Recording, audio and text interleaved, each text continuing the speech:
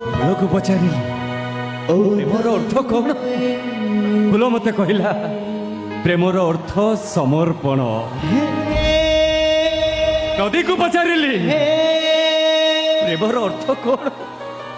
ନଦୀ ମତେ କହିଲା ପ୍ରେମର ଅର୍ଥ ଦୁଇଟି ଆତ୍ମାର ମିଳନ। ପର୍ବତକୁ ପଚାରିଲି ପ୍ରେମର ଅର୍ଥ କ'ଣ? ପର୍ବତ ମତେ କହିଲା ପ୍ରେମ ଏକ ନିଷ୍ଠୁର ଶବ୍ଦ।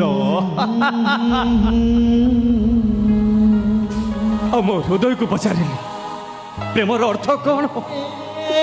ମୋ ହୃଦୟ ମତେ କହିଲା ମିଳନ ବିଚ୍ଛେଦ ଭିତରେ ନିଶ୍ୱାସ ନବା ହିଁ ପ୍ରେମ।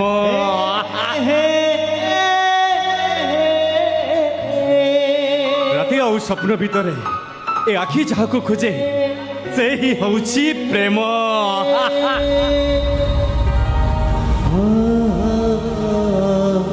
ହସ ଆଉ ଲୋହ ଭିତରେ ଯୋଉ ଶବ୍ଦ ପ୍ରତିଧ୍ୱନି ହୁଏ ସେ ହିଁ ହେଉଛି ପ୍ରେମ।